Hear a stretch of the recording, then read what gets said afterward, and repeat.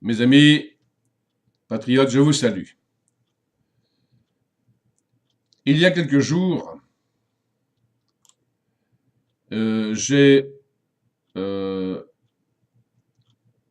transféré une photo du début de mon premier texte de mon 8e recueil. Le texte de ce 8e recueil, c'est Ô peuple souverain d'Europe. Eh bien, j'aimerais vous le faire là, en direct, en regardant ce que j'ai écrit.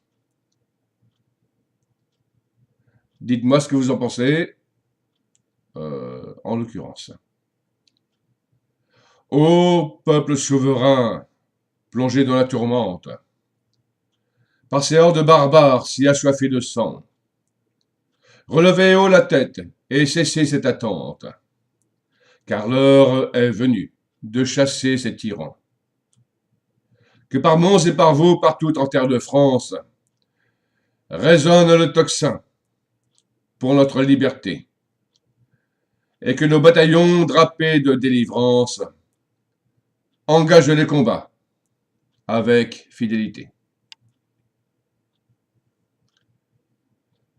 Le texte n'est pas terminé, mais il résume tout ce qu'il va s'ensuivre. La terre de France chrétienne est en extrêmement grand danger. Patriotes, frères templiers, l'heure n'est plus aux palabres, l'heure n'est plus à la diplomatie. On nous attaque sur notre territoire, on assassine avec des armes de guerre des innocents désarmés paisibles. J'appelle ça un crime de guerre. Je suis très soucieux du mot précis.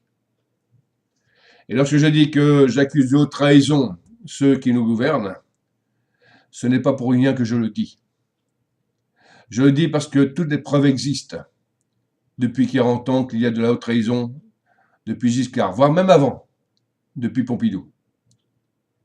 Lorsque Pompidou faisait venir en France des peuples africains, des Maghrébins, pour la société Bouygues, bâtiment travaux publics, il y a eu des accidents, il y a eu des morts, et ça a commencé comme ça, sous Pompidou déjà. Cela s'est aggravé avec Giscard d'Estaing. Lorsque je suis revenu de l'armée, mon patron ne m'a pas repris puisqu'il m'avait remplacé. 1 an de perdu, pour lui, c'est, dans les machines agricoles, 1 an de perdu. J'ai dû frapper à la porte du chômage. 3 semaines. Et j'ai un copain qui m'a dit, mais Marcel, à tel endroit, tel endroit, tel endroit, ils embauchent. Je dis, ah bon?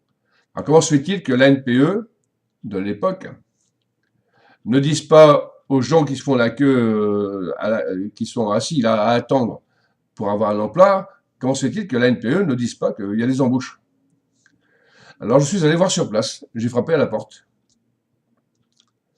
Je suis rentré, c'était des gens qui étaient habillés en bleu, en travail, en blouse, pour le chef d'atelier. Et il me dit, bonjour monsieur, vous voulez quoi? Bah, je cherche du travail, je sors de l'armée. Montez les étages, voilà, et demandez au bureau. Je me suis rendu à ce bureau et ce monsieur m'a reçu avec grande courtoisie, grand respect. Je lui ai dit, je suis dégagé des obligations militaires. Il m'a dit, vous voulez commencer quand? Bah, j'ai dit, là, je suis disponible. Bah, présentez-vous lundi. J'ai dit, bah, je n'ai pas de tenue de travail, je n'ai pas de bleu de travail. Ne vous inquiétez pas, on vous prêtera une blouse. Et vous achèterez un bleu de travail avec votre premier salaire. Présentez-vous lundi. Voyez-vous, depuis Giscard, tout a basculé. Et depuis 40 ans maintenant, passé, la France est devenue un bordel monstrueux. Vendue au Qatar, à l'Arabie Saoudite, aux pays du Proche Moyen-Orient, au Maghreb, à l'Afrique noire. Et la France est détruite depuis ce moment-là. Voilà le réveil que je voulais vous faire comprendre. Voilà pourquoi je fais un nouveau recueil qui sera exclusivement constitué de textes au patriotisme et à ceux de nos anciens qui ont donné leur vie. C'est le premier texte de mon 8e recueil. Amis patriotes, je vous salue et je vous remercie de votre attention. Kenavo.